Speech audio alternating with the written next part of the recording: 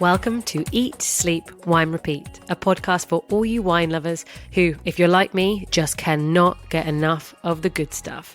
I'm Janina, your host, brand ambassador, wine educator, and sommelier. So stick with me as we dive deeper into this ever-evolving, wonderful world of wine. And wherever you are listening to this, cheers to you.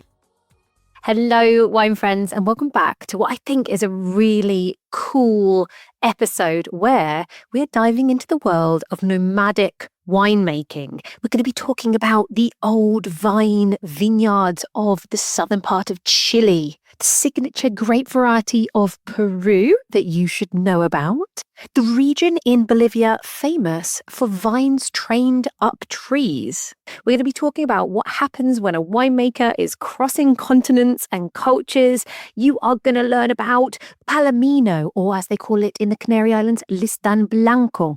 And whilst we're talking islands, Listán Prieto. This is a red grape that's come to the Americas, known as País in Chile, or Negra Criolla in Bolivia. And you'll be learning why you need to be booking a trip to La Palma. You'll be getting to know Paillette, a light, fresh red style made from co-fermented red and white grapes in Portugal. There's so much in this episode and lots of beautiful storytelling because my guest today is Darren Smith from The Finest Wines Available to Humanity. He is a writer turned nomadic winemaker who's worked harvests across Spain, Portugal, Chile, Peru, Bolivia, and so his insights are invaluable. So make sure you stay to the end because Darren reveals the most misunderstood wine region he's ever worked in his opinion, and why the world still isn't paying enough attention to it. So pour yourself a glass, get comfortable, and enjoy the storytelling. Darren, you're in the wine chair. Oh, goodness. Are you... Do you need a sip of wine? Is it going to be all right? Is it going to be all right? Am I going to be fine? I think you're going to be fine, but let's see by the end of this. Now, my first question to you, it's an easy question. You've got this. Is, many people will never have heard of your wines. They will do now, or maybe who you are. So can you take us through your journey into wine? Because you actually started with writing and then the wine trade, and then became the nomadic winemaker. So tell me, how does that happen? Well, I thought I'd just choose career paths that would give me very little money as much as possible. So I started out with journalism, and that went well. That went well. Made very little money there. Perfect, tick. You did well on the first hurdle. But seriously, I trained as a journalist and trained with the press association, worked for newspapers, as a sub-editor rather than a writer. But yeah, I did that for a few years. Got into wine, just loved wine more than any other booze, and wanted to learn more about it. Eventually started writing for a website, a food website. They gave me the chance to go on press trips, taste wines. And like most of my professional life, I was blagging it to begin with until I knew what I was doing.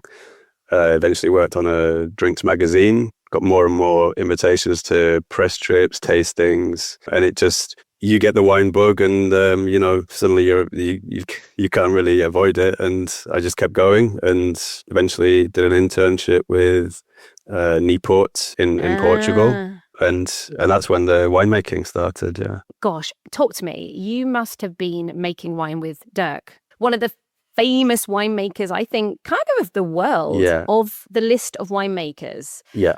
What was that like? Well, he's far too important to be on the processing floor. He's the overseer, just hovering around and just looking important. But he was very influential to me early on. So Niepoort, originally a port winemaking family with 200 years history or whatever. They started making table wines in, I think, the 90s or late 90s, something like that. And when I was at the point of my wine career, so to speak, where I was looking for new things that really interested me, I tried Niepoort's table wines, and they were. I loved how they were so delicate how they had such character, so much definition, and on such a light frame. They were so delicate, and I'd never experienced that before tasting Niepoort's wines. So that's all through Dirk, through his infusion rather than extraction philosophy, and so I it was the first place that I thought of when I got serious about winemaking to do an internship. Interesting. Infusion rather than extraction. Yeah. So actually, talk me through this as a winemaking term. Well, yeah, it's become a bit more sort of common parlance these days, and a lot of people seem to do it. But I think at the time that Dirk started to do it, it wasn't that common, especially somewhere like Portugal, the Douro Valley, where it's pretty old school, you know. They wanted to make quite dense, full-bodied reds, so they would extract as you might expect. So lots of punch downs, and I would compare it to like making a cup of tea. They squeeze that tea bag really hard, you know. Whether it's in his winery in the Douro, he's also got wineries in Dow and Bayrada. There's always the same delicate extraction thing, so it's steeping the tea bag rather than squeezing the life out of it, you know. Mm-hmm. And you end up with a much more delicate wine, and that's what I like. Interesting. So that might be what has inspired your winemaking approach, would you not say? A delicate hands-off approach. Well, okay. Yes, there's that. I mean, I've always been, since first trying natural wines, I've always been more inspired by that side of winemaking, just using the best quality grapes, interfering as little as possible, and really that's pretty much it, you know. I think the challenge is like keeping the freshness of the harvest of the vintage in the bottle and doing as little as possible along the way. So that's always in the back of my mind when I'm making wine. But at the same time, that experience with Niepoort of doing very light extraction, that stays with me. And yeah, for better or worse. Yeah. We'll see in a second when I try your wines. Which, by the way, can we talk about the title? Yes. The finest wines available to humanity. So you took that from With Nail and I. Yeah. Yeah. Talk to me about this phrase, what it means to you. It's caused me no end of problems because I sell my wines from regular weekly markets, and you know, I've got my banner that says the finest wines available to humanity. 90% of people look at it and go, "Oh, that's a grand claim," and so I have to explain it. But With Nail and I is my favorite film, and I needed a name for my brand. And I was thinking about this. I didn't want a snappy, salesy title. I don't know. It's possibly a natural awkwardness or like not wanting to sort of do it the conventional way or whatever. So I decided to make it very, very long, and that's my limited company name. And it is what it is. As cumbersome as possible. Yeah. Well, it definitely grabs the attention. So let's bring this back to winemaking. Would you say, okay, Chile, you've made quite a few wines or worked in Itata, in Bío Bío. Is this kind of more of the beginning part of your winemaking journey as a nomadic winemaker? You mean in Chile? And yeah. Yeah. So yeah, it started with Niepoort in 2018. Yeah. I did an internship with them starting in the Douro Valley. I worked there for about a month, which was absolutely amazing. The Douro Valley is just breathtakingly beautiful. Yes, it is. And then I managed to catch Dirk's attention one day. I had this idea in the back of my mind that I wanted to make wine, and I thought it'd be good. Well, I had the initial idea for the nomadic winemaking thing. Anyway, I got Dirk's attention one day while we were processing grapes, and I said, can you maybe put me in touch with some growers who make Baga, which is a grape variety from Bayrada, where Dirk also has a quinta. And a couple of days later, he basically packed me, told me to get my bags and told me to go to Bayrada. So I went via Dow. I did a couple of weeks harvesting in Dow. Then I went to Bayrada, and the Niepoort really started my project. It wouldn't have had the start it had without Dirk. Basically, he said, "Why wait to do it? Just do it now.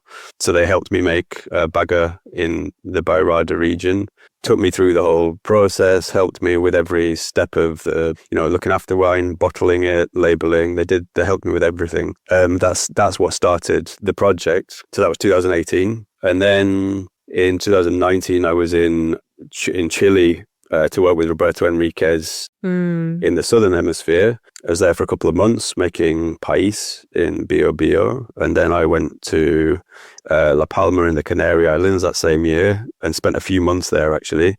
So I was there from, I think, early summer right through till the end of harvest in October or something. That was really the starting point. It was a time where I threw myself into it.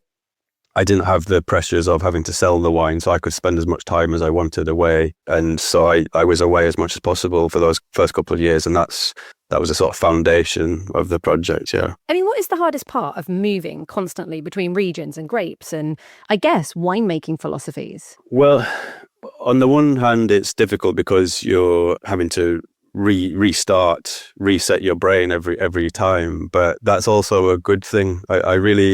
I really do think that it's more of a positive than a negative. It means you're relying on your instinct a lot more and you're having to be adaptable, which I think is pretty much the most important skill a winemaker has. It's always very nerve-wracking when I go into a brand new place and I don't know what to expect. It's like going to a new school or whatever.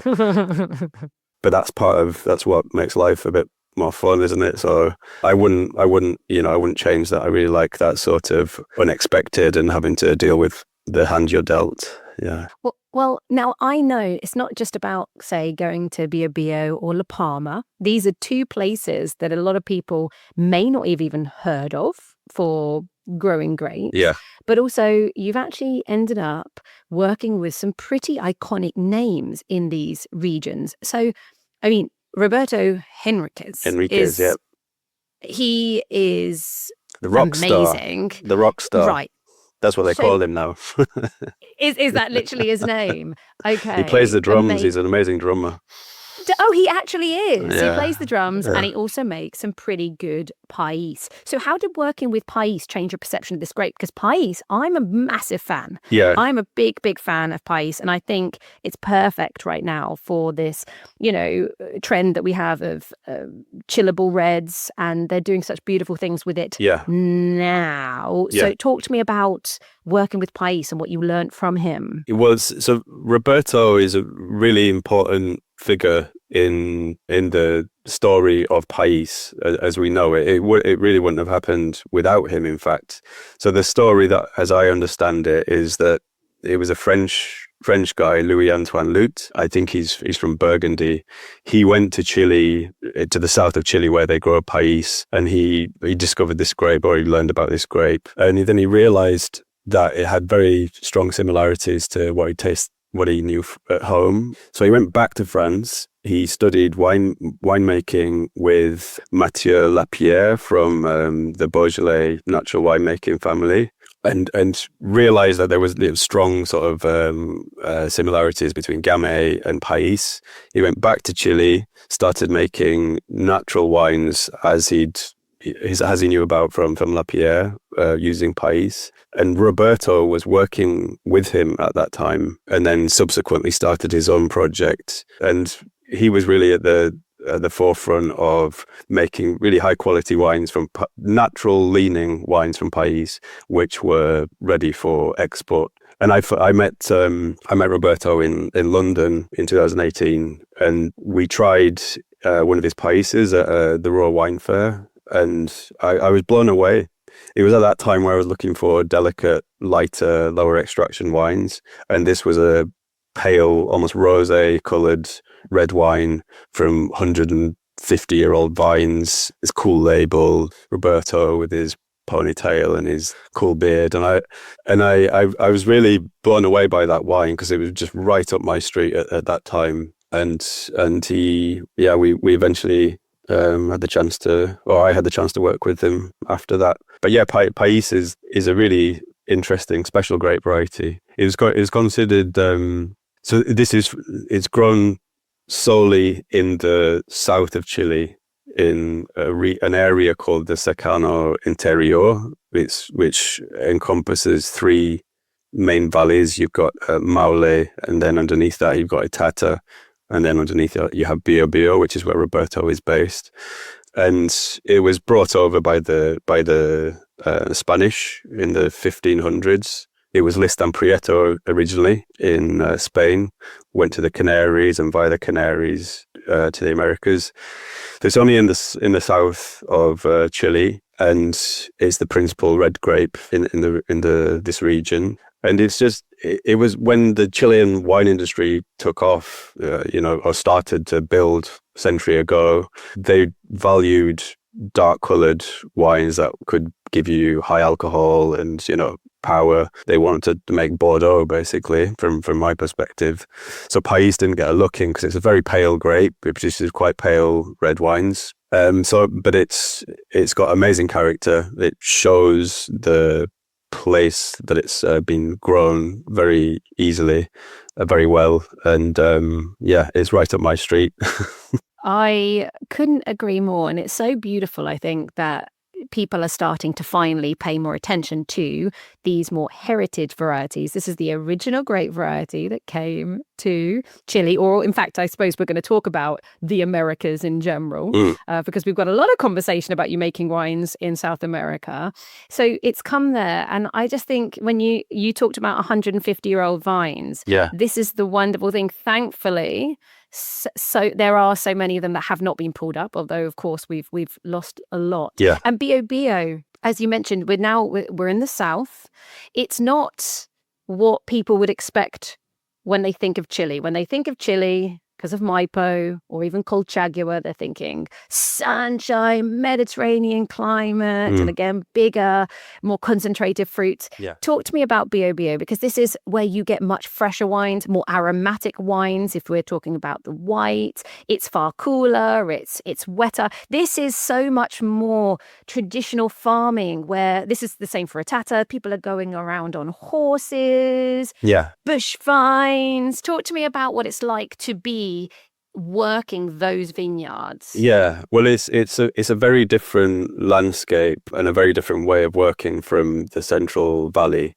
So all the vineyards that exist in this southern part, in Bío Bío, but also Itata, Maule, they're not monoculture vineyards that you get that were planted in the Central Valley. They're tiny plots which were planted by subsistence farming families since the Spanish left. So you've often got very small plots, maybe half a hectare, quarter of a hectare, whatever, of vines that have been in the same family for many generations. And they're, as I said, they're not monocultures. They're often surrounded. There's a huge biodiversity in these vineyards, all little tangle web bush vines that can be 100 years old, 200 years old. I mean, apparently the wine that I made with Roberto in 2019 was from 200-year-old vines. Boom. Yeah. Sometimes they're small bush vines. Sometimes they're tree-like. They're enormous as well. And it feels like, I mean,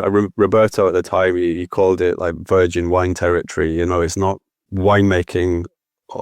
Commercial winemaking has not really ever been done there, so it's a sort of back to the sort of origins of traditional winemaking for the home sort of thing there. It's pretty special. And I guess that's why this is having a bit of a revival. And for people who want more delicate styles, fresher styles, more hands-off, not wines in oak, because this has those old vines, small growers, traditional farming. It's got these older vines. It's got Muscatel de Alexandria as well as the more heritage white and the cooler climate. It's just a perfect place in the south of Chile for this beautiful, more minimal intervention wines, right? I would guess. Yeah. I mean, it's a lot cooler than the Central Valley, for one thing. You've got bigger temperature shifts, particularly in Bío Bío. It starts to get pretty cold at night towards the end of harvest in Bío Bío. Slightly less so in Itata, which is just to the north. But you've also got some coastal vineyards there as well, which gives you more freshness. So generally you'll have 1 or 2 grades less alcohol from these regions, and obviously it's much more light, delicate, pale-coloured grape as well. So yeah, you get freshness there. You've also got you were talking about like, this sort of low intervention sort of thing. I don't know the exact science of it, but when you've got well-tended vines of this age, they produce really good quality fruit that you don't want to mess around with, and you don't really need to. You don't need to mess around with within limits, you know. And I think instinctively the winemakers like Roberto, like Ignacio Pino, who I've worked with, they want to retain that sort of purity in the wines. And so they should. And actually, talking about purity in the wines, maybe I should try one that you have made with Ignacio Pino Roman. Who What a good idea. Isn't it a good idea? Yeah, so this is one of the wines we have, which is País from, well, it says it on the label, 150-year-old País on granitic soils, dry farmed, unfiltered. Yeah.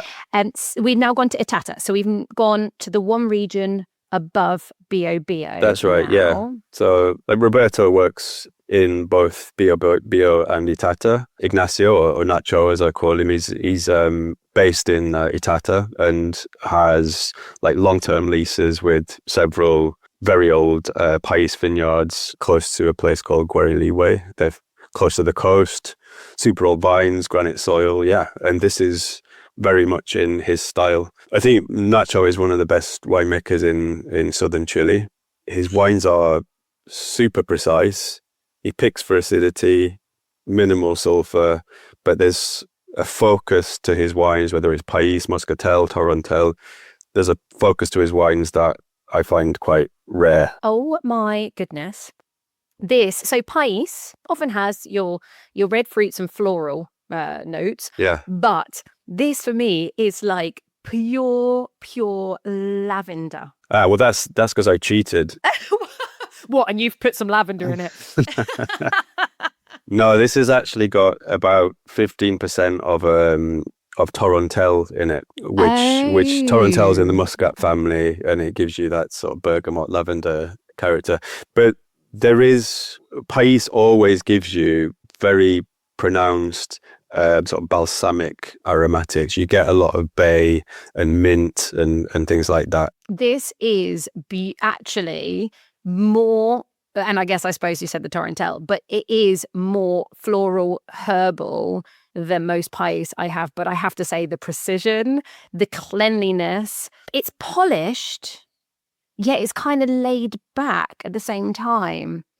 This is, I mean, we made this together, but anyone has a chance to taste Nacho's wines will see that they have this in common. This, I don't know, they're focused and precise without being like too blocky. They're very relaxed in themselves, you know. All I can say, beautiful transportation to being outside in the wild. I really do feel like with all of the herbs, with all of that lavender, it really is. It's absolutely beautiful. Definitely chillable, definitely smashable. Yeah. But the length on this is beautiful. Yeah. So there's an absolute delicacy on the finish that just stays with you. There's a little haunting energy. That's why it's just there. It's not overly obvious. Just keeps going subtly. I agree with you. But you can ponder on it.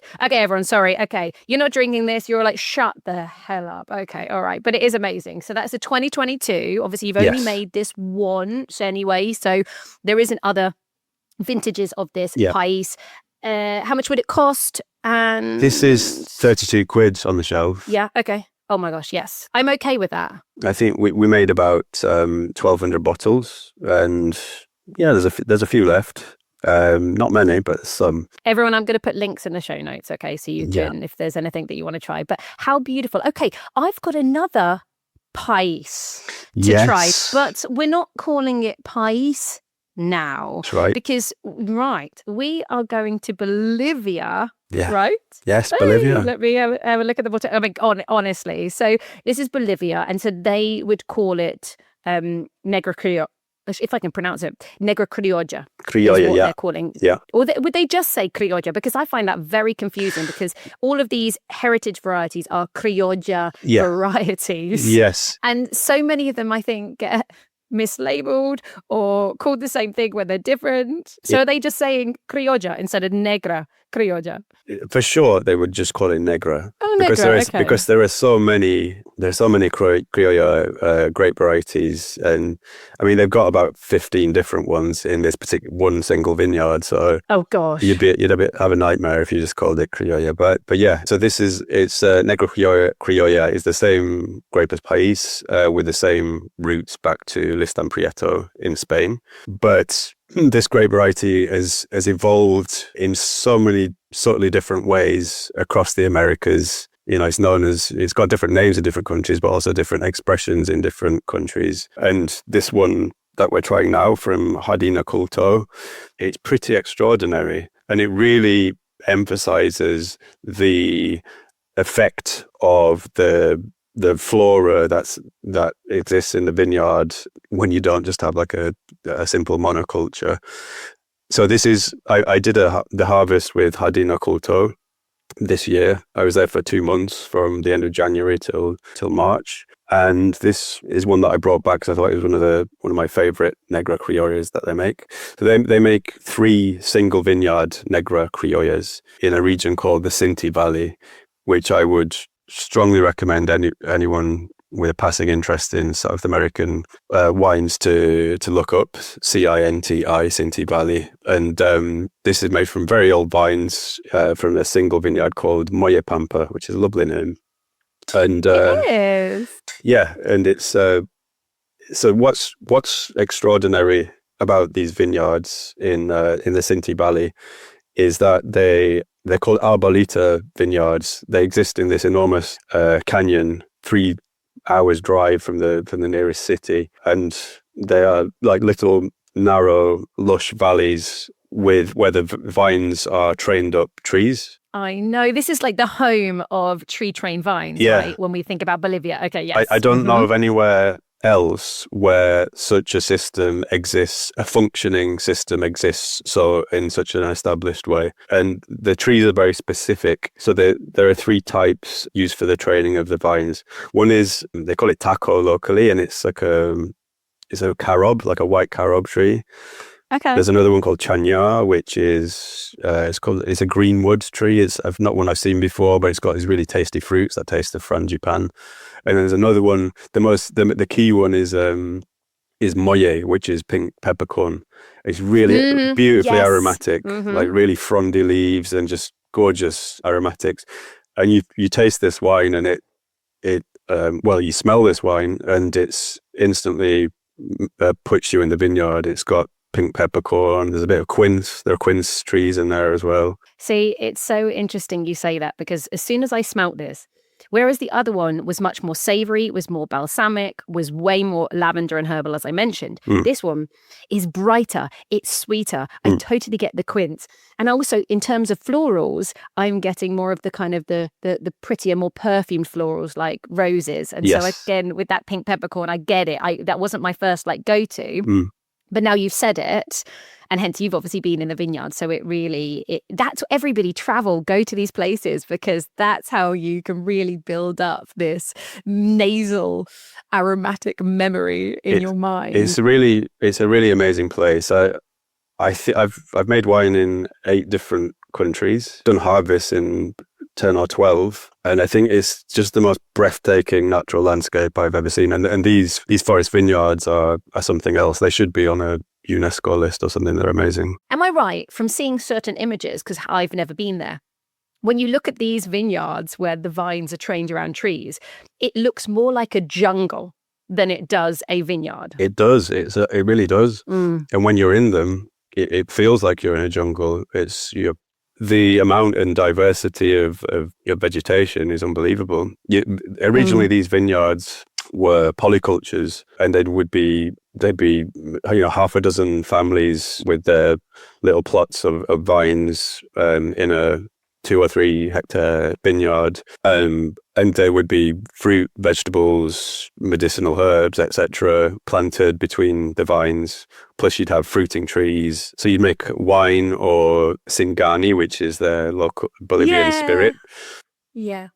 But amazingly, some of these vineyards, quite a few of them, still exist as polycultures, and so it's like a living sort of history. These vineyards were originally planted from I think from the 1700s, like or maybe even earlier. So there were, I think, Dominican or Augustinian monks originally planted vineyards in this valley. Then Jesuits made it a much more bigger industry. And it's kind of a time capsule of these originally planted vineyards. And the wine is really special, no? It's something, for someone who's never, I haven't had much Bolivian wine, but this is amazing. It not only has all of this brightness and concentration, but actually compared to the other one, so both of them are divine, this one actually has more mouthfeel. It's a little bit more plush, isn't it? So now the tannin structure is just more, it fills out your mouth more than the other one. The other one was a little bit more directional. This is more mouth-filling. Yeah. But also it means that those tannins are a little bit more apparent, but they're very, very chalky. This is, again... Pick either one, guys. They're both delicious. They're both very different, but they've both got that purity, that soul, and that very easy drinking with just very clean, pure fruit. Yeah. One of the challenges with this grape variety, whether it's País or Negra Criolla, is that it can be tannic. So you got to be quite careful. You can't really, unless you've got super ripe fruit, you can't really be doing much whole bunch fermentation. You got to be quite delicate with the extraction.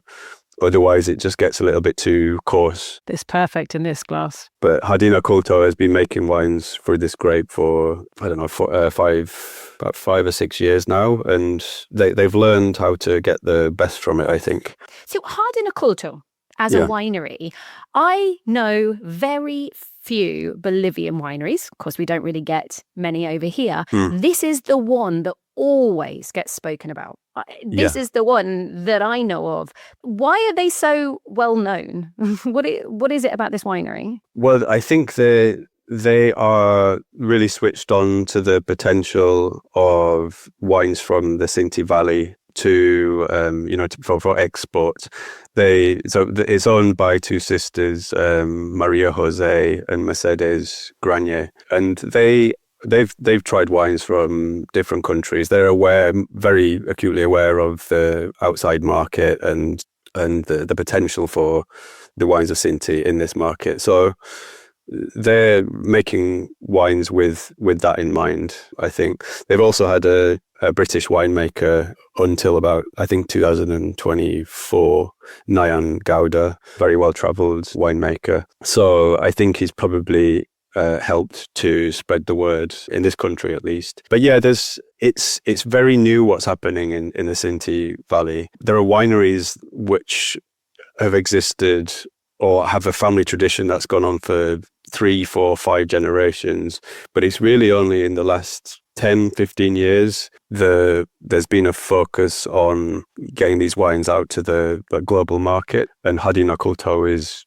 kind of one of the sort of forerunners of that. I really hope that these wines get out to a wider public, because there's something very special going on in that. Totally. And I think we also ought to keep in mind and tell people and remind people that these are countries that have had grapes since the 16th century. When the Spanish came across, they have been growing grapes this long. Yeah. It's just that obviously people know modern techniques and making changes. Yeah. Also, some of the highest vineyards in South America are in Bolivia, right? I mean, we're talking like 1,600 meters to like 2,800 meters.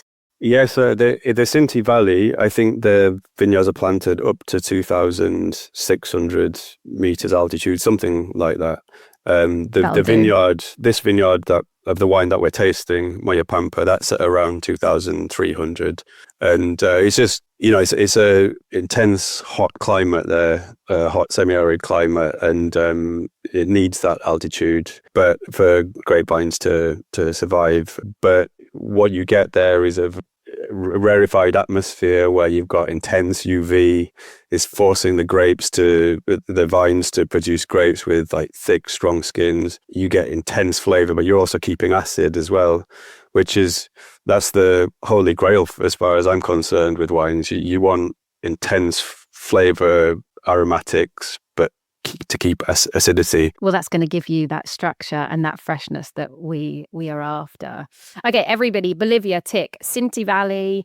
This is from Viñas Viejas, so old vines as well, and it's a 2023 vintage. Do you know how much it cost? Do we need to look it up? We might need to look that one up. So everyone, it's in the show notes. It's going to be in the show notes, everyone. So there you go. Okay, but check this out. Honestly, very, very happy with this wine. And before we try some of your other wines and talk about some of your other projects, we have to continue in South America, finish off in Peru. You went to Peru as well, another country planted from the 16th century. Yeah. So you were in the wine heartland, Ica, right? Yeah. So I worked with a guy called Pepe Moquiaza, who's he's a bit of a celebrity in Peru because he's a pisco producer, and he makes this very famous pisco called Inquebrantable, which is sold in like top restaurants around the world. But so I spent I did the harvest in 2021 with him, and then again in 2023. So the wines that we made were predominantly from Ica, and we would go and visit other places. So I've been to 3 or 4 different regions of Peru to see to see the wine tradition. Yeah, Pepe is really the sort of pioneer he's a natural winemaker. He's a sort of flag-waving natural winemaker, but he's done a lot of work he's really passionate about the history and heritage of Peruvian wine. So he spent quite a few years now exploring the wine regions, finding forgotten about vineyards and trying to restore Peruvian wine heritage, which a lot of people don't even know exists, Well, we need to talk about Quebranta, don't we? The grape variety that he certainly massively champions. Yeah. And this is the signature variety of Peru. It is indigenous to Peru because País, or Listán Prieto, is part of its heritage. So when the grapes from Spain came over, this is a crossing, isn't it? That's crossing of Negramol or Mola with Listán Prieto, or if you want to call it País. So many names, but this is a natural crossing. Quebranta is the signature grape variety of Peru. So it's a grape that they use to make pisco. Pisco can be made from, I think, 5 or 6 different grape varieties, of which Quebranta is one. But Pepe has been making wines from this grape for a few years now, and we made one together in 2023. He loves skin contact, so we've done some crazy long skin contact wines with this grape variety. It's very pale. It's a sort of pinkish grape. Okay. So it's more of a gris, like a Pinot Gris sort of thing. It's quite aromatic, but you also get a really pronounced salinity from the vineyards in Ica, which is where we made our wine from. So they're all quite close to the coast, very sandy soil, and with this long skin contact, there's a hell of a lot of salt in there. Amazing. Because actually as well, just to touch on Ica, the wine region is like desert valleys. This is desert, hence the sand, but cooled by the Pacific winds, that cold Humboldt current coming in. So just the same way that Chile is affected on the coast from that cold breeze coming in. Yeah. So is Ica in Peru. Yeah, that's right. So most of the vineyards in this southern part of Peru are hugging the coast. So you've got the mountains on the eastern side, then you've got these like sandy valleys before you get to the sea, and there are 30 odd rivers which sort of intersect this land, and it's all like sand dunes and there's barren sort of not mountainous, but like very duney and sandy. And then you'll turn a corner and there's suddenly this lush valley by a river, and it's pretty special. Yeah, and this is a place that just basically doesn't rain, so it is all being irrigated by the water from the Andes. Oh, that's it. My gosh! Look, everybody, listen. We have so many trips to take in South America that we didn't even know. Yeah. Okay. Is it time maybe to come back to Europe now and talk about maybe Palomino? Because Yeah. I have this wine and it's staring at me. I think you were learning to make wine with Raúl Moreno. Yes. Am I correct here? Yes. Okay. Senor Talk to Raúl. me about Raúl Moreno and what you learned about unfortified expressions of Palomino in Sherry County. Yeah, so Raúl, he's a really interesting guy. He's one of those people who just hoover up knowledge, and as soon as he starts to speak, you feel as if you're learning something. He started out as a sommelier, actually, worked for about 15 years or maybe more as a sommelier, was up to sort of master sommelier level, was doing exams and stuff. Okay. Then he got into wine, but he's applying the same sort of really forensic attention to detail to his winemaking in Jerez. And he's really at the forefront of what's happening in Jerez with Palomino, which is making table wines, unfortified expressions of Palomino.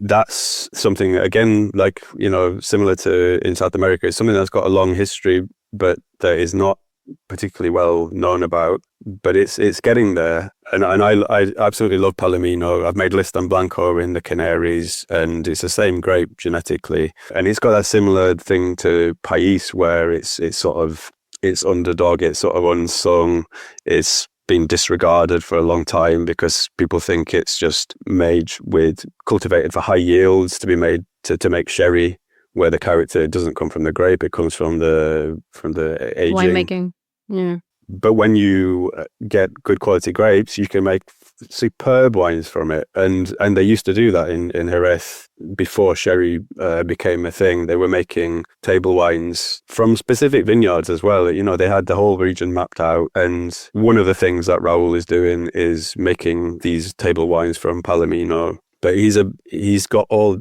sorts of stuff going on. He's a very restless soul. So he's got Palominos blended with Arinto from Portugal. He's making pet nuts. He's making claretes in tinajas. He's making Chardonnay and Pinot Noir from chalky soil in Jerez, which you've just got to, if you get the chance to try them, you must try them. I don't know how he's managing to do that, but they are genuinely amazing. But he's got so many things going on there, and I learned quite a lot from him. Yeah. And everyone, just in case you don't know what tinajas are, that's the Spanish word for like clay jars, clay pots. So when we're talking about like the terracotta amphoras as such, that's what tinajas are. And I have to say, I'm very excited about any wine made in tinajas or amphoras or quiveries.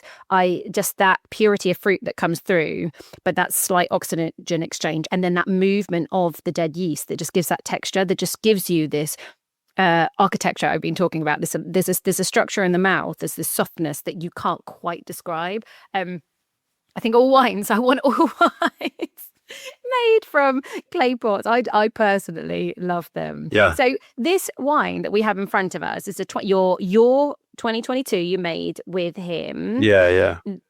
So flor-aged Palomino from Albarisa soils, unfiltered. Mm-hmm. Can you touch on for people, because the Albarisa soil is so unique and important to the Jerez region, but also flor-aged wine offers something different. So can you give us a little bit of a winemaking talk about working with flor?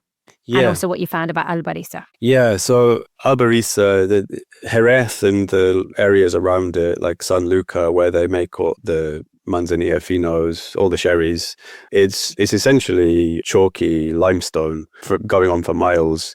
But you get different types of Albarisa. Some is much more dense. Some is like in sort of crumbly layers. So the winemakers of the region have really sort of honed in on the effect of the different types of Albarisa soil. But what you get in general from this sort of chalky soil is a slightly more pronounced acidity, which when combined with flor aging gives the wines a really pronounced sapidity. And it's what I experienced in Listán Blanco from volcanic soils in La Palma. Whereas Palomino, Listán Blanco doesn't have much acid. What it does give you from these particular terroirs is a really strong sapidity, salty, mouth-watering, minerally definition. So flor is, this is the only wine I've made with flor, which is very easy to do in a place like Jerez. It's a signature, obviously, of their finos and manzanillas. You can just, it gives you a real, apart from this sort of sapid thing on the palate, it gives a fruit a sort of savoury sort of inflection or whatever. And over time, over months, when the wine is aging in barrel under flor, you get more spicy notes to that savoury character. You know, people who've had Vin Jaunes, for example, they will know that sort of telltale curry leaf notes. You get some of those curry leaf, cumin, fenugreek, spicy notes coming through. And this has got a bit of that. A little bit, not too strong. So interesting. Have you left this on the skins, though, for a little while? Because I was going to say, because this is actually really an orange wine. It is, yeah. But then, of course, then the flor, again, is going to give you some extra yeasty, savoury salinity. Yeah. I love that there's... Yeah, tell me. No, I was going to say it's fermented, crushed whole bunches. So you're using, it's skins and stems. And then it's got flor, and then it's got the character from an Amontillado sherry barrel. So you've got those layers of different, and of course the effect of the Albariza soil. So I really love this wine. Really interesting. I love it. I think that, though, obviously, if you're after a fresh aromatic wine, this is not for you, everybody. This is very textural. You've got the grippiness from the tannins. You've got like even Manuka honey coming in, and then the smell of like, you know, like this, the crust when you've cooked some sourdough and the actual crust rather than the internal part of the bread. There's that, and even a bit of almond flakes with that savory spices coming through as well. And maybe like mango skins, because there really is this intensity. But either way, whether it be citrus skins, pulpiness, it's got all of that. So I think there is certainly a lot going on. And you can tell instantly this is from a place with a hell of a lot of sunshine, and you get that sherry barrel character. And as soon as I smell it, I'm just in Jerez, and I love that. I love the fact that it sort of transports you takes like you to the place. Yeah. Well, I think anybody who is really into wines, do explore Palomino or Listán Blanco, because this is the great variety that is, quote, neutral, unquote. Like you said, quote, low acid, unquote, subtle in fruit, yet when it's treated well, it is so much more. It's very much this meditative wine. It's very much about texture. It seems to carry the terroir. Very interesting. Oh, how fun. And also, this sort of new wave of unfortified Palominos, they can be phenomenal. Look for wines from Bodega Luis Pérez, Ramiro Ibáñez, Raúl Moreno's wines. There's some seriously good unfortified Palomino now. Fabulous. There you go. Thank you for those. It's so good when someone has been in the region tasting a selection of different wines to actually give some extra recommendations. But of course, everyone, you can taste Darren's wine as well in the show notes. Oh, how much is that going to cost us? Your 2022? That's 36 of your earth pounds. 36 earth pounds. And I've only got I don't have a lot left, so people have to be quick with that. How much did you make of this one? It was just one 700-litre barrel, so it was 800 and something bottles. Wow. Yeah.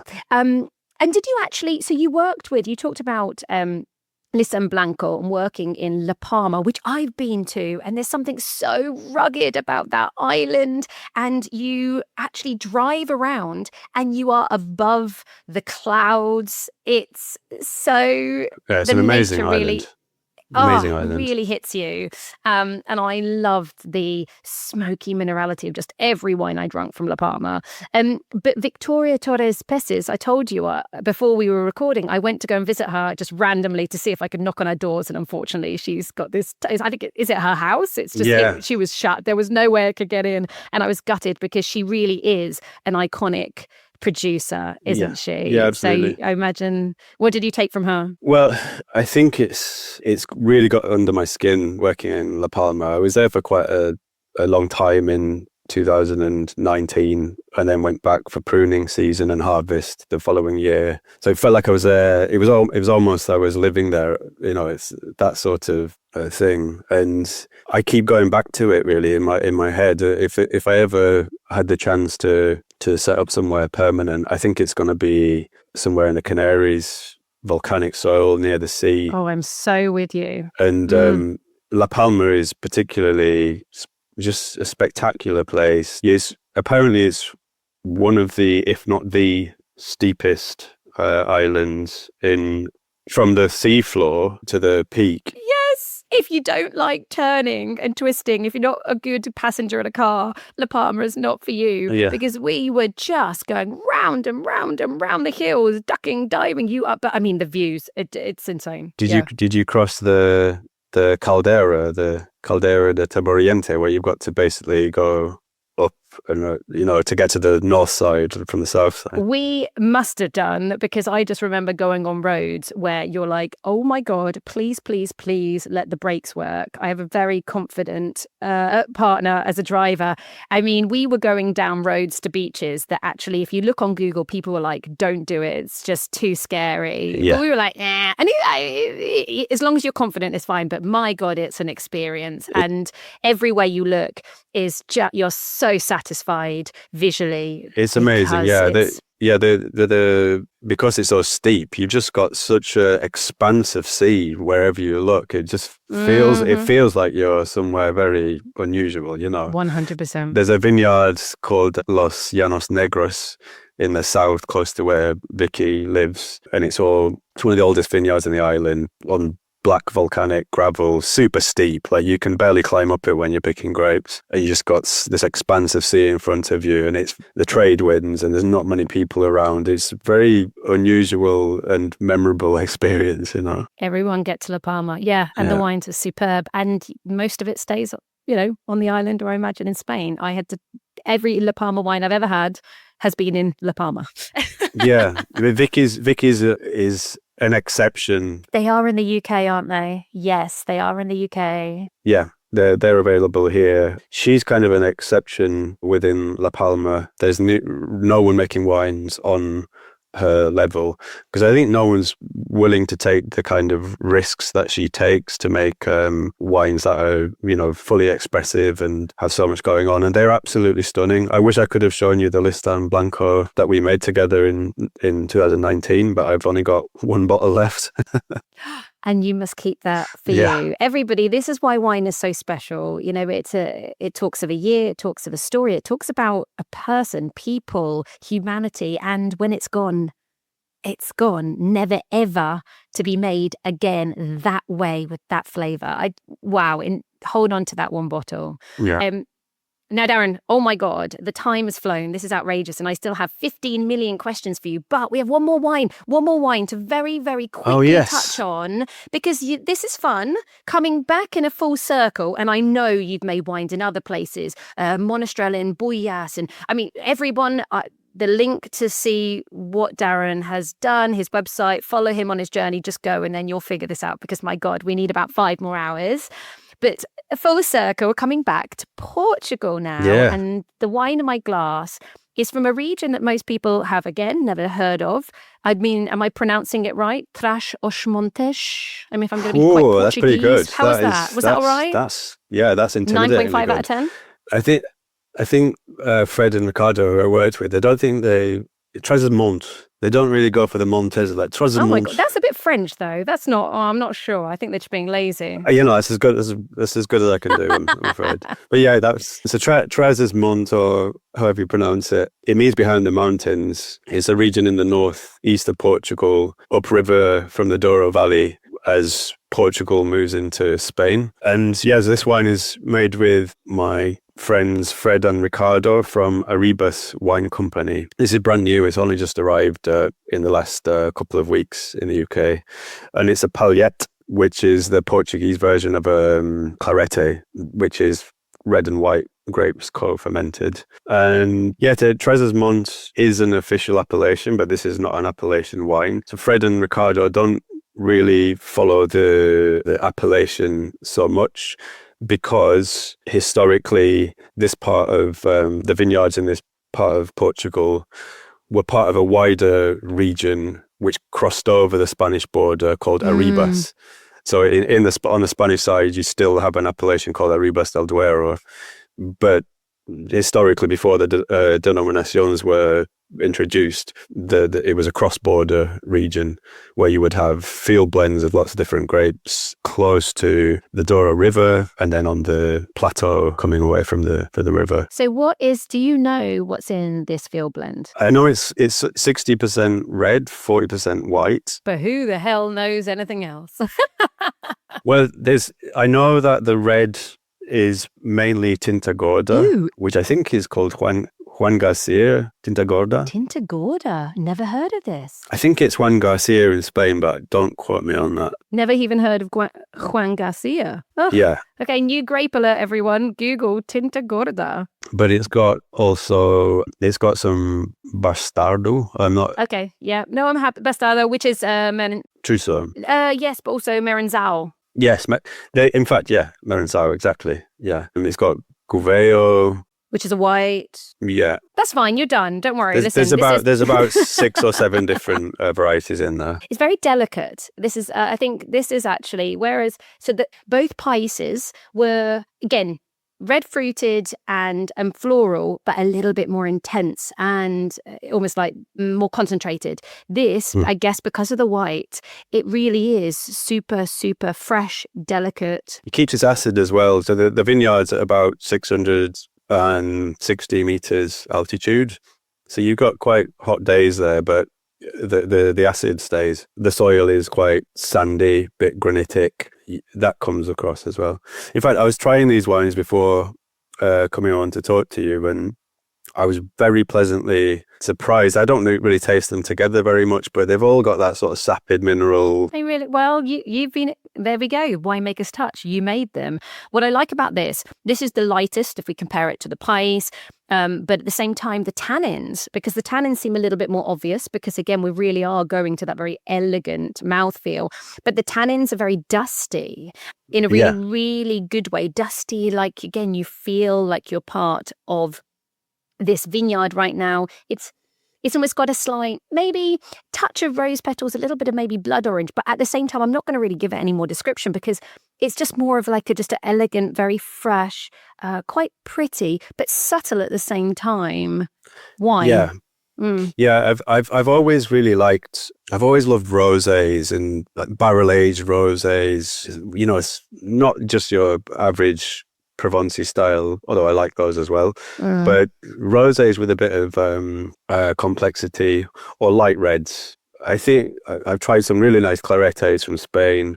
More recently, some really lovely paliettes from Portugal, which Arribas Wine Company makes a couple of good examples of. And I like wines in that space between a rosé and a red. So this one's aged in barrel for 12 months. Wow. But it's sapid and juicy, and you have it straight from the fridge. And it's the kind of wine that I like.